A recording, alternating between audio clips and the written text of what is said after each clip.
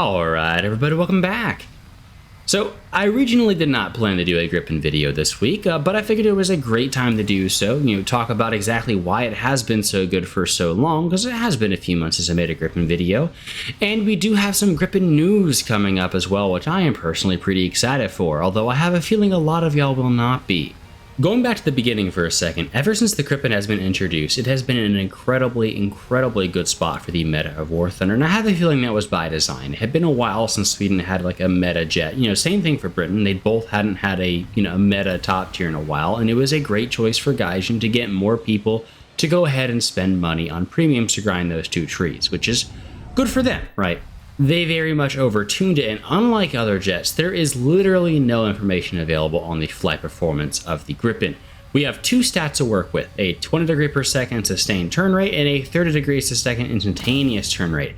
And believe it or not, the Su-27 meets both of those in the game just like the Gripen. Only problem is, the Gripen, actually sustains that turn rate at much lower speeds for a much longer period of time compared to pretty much everything else in the game, or at least it did on release, right? It's had multiple nerfs since then. The biggest thing, in my opinion, has been the multiple flight model nerfs it has got, and currently on live server, it is still one of the best performing aircraft in the game. Basically, everyone agrees that now the Gripen is maybe slightly better, around equal to the Block 10. I mean, the good dogfighting pilots I've talked to, like the top tier duelists, generally say the Gripen wins about 60% of the time. So still probably the best 1v1 flight model in the game, and on top of that you got 6 AIM-9Ms and 700 countermeasures. Now the BOL did get nerfed from on release. They now don't have the normal, small heat signature. They have 3 different heat signatures for flares now.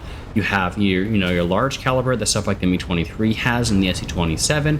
Those generate the most heat and heat up the quickest. You have the small caliber, which the internal countermeasures in the Gripen have, and which stuff like the F-15 have.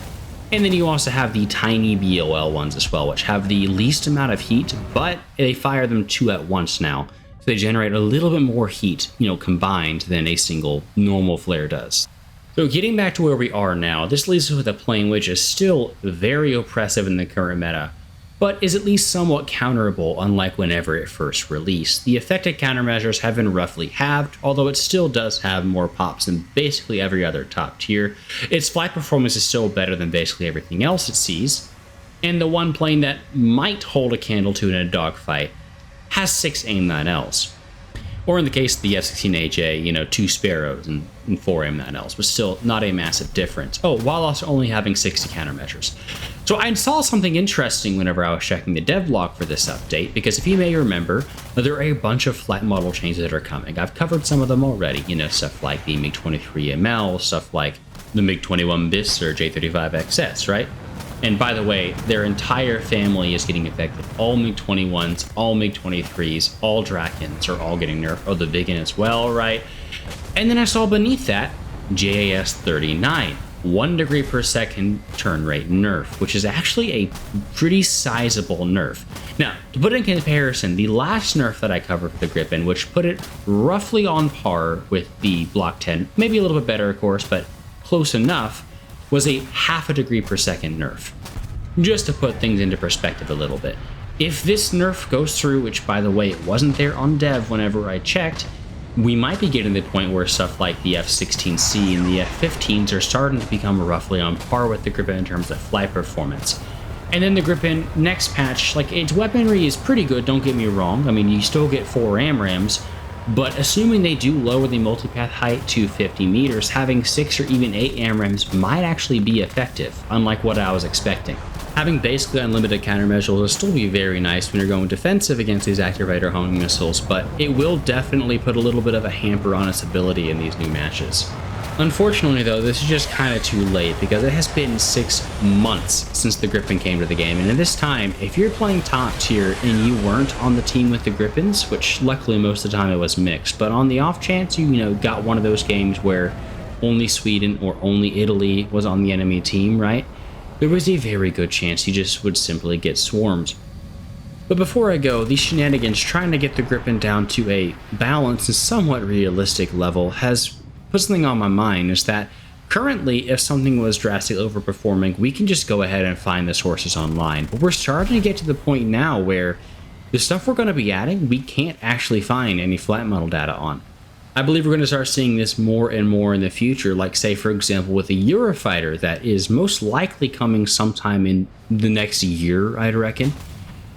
How in the world are they supposed to code that? And if it performs just like a Gripen, but like with even better engines, that is going to be absurdly difficult to balance, because this, according to what I understand, should get even more countermeasures. And that just doesn't go for planes either. I mean, the AAM4 currently on the dev server is very much underperforming. Right now, it's worse than the AMRAAM.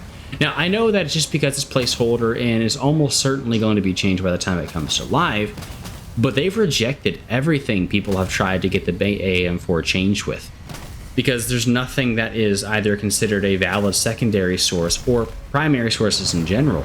The Japanese government just hasn't released anything on the AAM4, and this is going to keep happening going forward.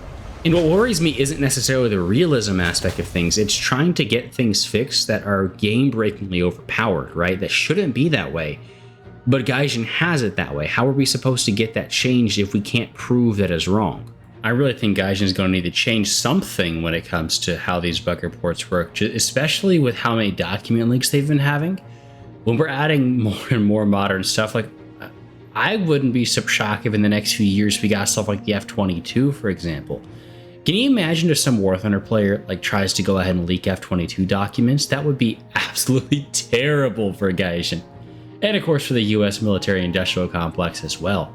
Some channel admin stuff before I go. This should be my last video before the patch, which I expect to come this week.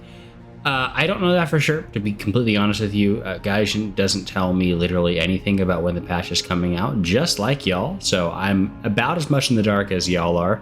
Unfortunately, some other CCs ruined that in the past, and so now they just don't tell us at all. At this point, most of the ideas I have for videos are all centered around next update stuff, because I had kind of expected it to come earlier than it has, but it do be what it do be. I'm just ready to go ahead and start making content on the new patch, because assuming Gaijin doesn't butcher it, this patch is going to be huge for air. By the way, for those of y'all who didn't see the video before last, because it was kind of light on the views, I did actually get a link now to get you a discount on products in the Gaijin store.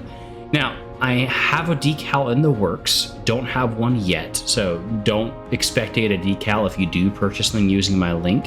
But if you just want a discount, right, if you want your 3% off and there's not someone else that you either want to get a decal from, or if you just would like to support me, if you're looking to buy something in the next update, feel free to use my code, get you 3% off. It helps me out and y'all get a little bit of a discount as well. So my one advice is I would wait and avoid pre-ordering, just to make sure that you actually want whatever it is that you're buying.